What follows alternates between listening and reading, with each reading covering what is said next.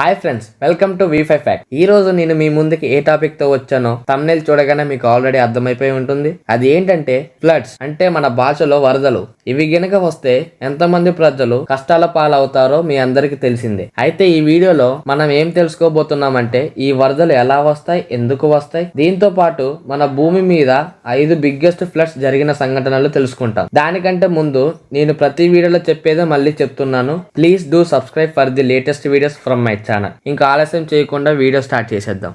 వరదలు సహజంగా ఎలా వస్తాయో మీలా చాలా మందికి తెలిసి ఉండొచ్చు. విపరీతమైన వర్షం పడ్డప్పుడు పొడిగా ఉన్న నేలపై పూర్తిగా నీళ్లు రావటం జరుగుతుంది. ఇలా జరగడానికి ముఖ్యమైన రీజన్స్ లో గ్లోబల్ వార్మింగ్ అనేది ఒకటి. అంటే మన అట్మాస్ఫియర్ లో బాగా వేడి పెరుగుతుంది. దీనివల్ల మంచు పర్వతాలు అంటే గ్లాసియర్స్, ఐస్బర్గ్స్ కరిగిపోవటం జరుగుతుంది. దీని కారణంగా సముద్రపు యొక్క నీటి ఉపరితలం పెరిగిపోతుంది. ఇలా జరగటమే ఈ ఫ్లడ్స్ కి కారణం అవుతాయి. ఈ ఫ్లడ్స్ లో కూడా ఫ్లాష్ అండ్ రివర్ ఫ్లడ్స్ అని 2 రకాలు ఉంటాయి. వీటి గురించి నేను మళ్ళీ నెక్స్ట్ వీడియోలో మీకు క్లారిటీ ఇస్తాను.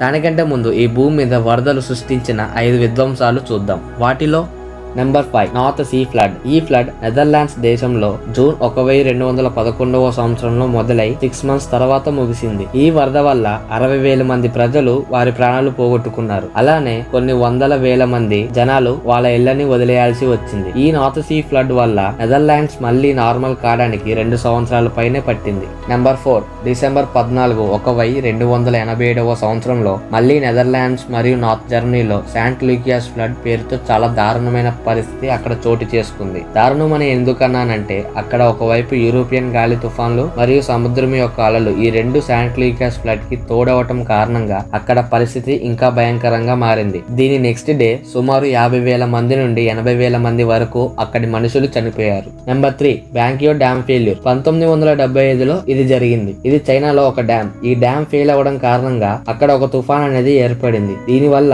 అక్కడి ప్రజలు వెంటనే 86,000 మంది చనిపోయారు. అంతేకాక దీని కారణంగా అక్కడ కొన్ని డిసీజెస్ అనేవి వచ్చాయి. దీని వల్ల ఇంకో 1,45,000 మంది అక్కడ చనిపోవడం జరిగింది. నెంబర్ 2 తుఫాన్ నెక్టన్. ఈ ఫ్లడ్ మీలో చాలా మందికి తెలిసి ఉండొచ్చు. ఇది 2016 డిసెంబర్ 21 నుండి 28 మధ్యలో ఏర్పడింది. ఈ తుఫాన్ వేగం 1 గంటకి 260 కిలోమీటర్లు. దీని దెబ్బకి $123 మిలియన్ నష్టం ఏర్పడింది. అంటే మనం అప్పటి డాలర్ రేట్ ప్రకారం చూసుకుంటే మన ఇండియన్ రూపీస్ లో 824 కోట్ల 10 లక్షల రూపాయల డ్యామేజ్ జరిగింది. దీని వల్ల ఎఫెక్ట్ అయిన కంట్రీస్ వియట్నాం, ఫిలిప్పీన్స్, క్యారోలైన్ ఐలాండ్స్. కానీ మరణించిన వాళ్ళ సంఖ్య మాత్రం 9. Number 1 China flood. ఈ ఫ్లడ్ 1931లో జరిగింది. అక్కడ భూమి 2 సంవత్సరాల పాటు కరువుతో ఉండగా సడన్ గా భారీ మంచు తుఫాన్లు అలానే విపరీతమైన ఎండలు రావటం జరిగింది. ఇలాంటి సమయంలో అనుకోకుండా అతిపెద్ద తుఫాను చోటు చేసుకుంది. ఎంత పెద్దది అంటే దీని దెబ్బకి 10 లక్షల నుండి 40 లక్షల మంది వారి ప్రాణాలు విడిచారు. ఈ భూమి మీద డెడ్లియస్ట్ న్యాచురల్ డిజాస్టర్స్ లో ఈ చైనా ఫ్లడ్ కూడా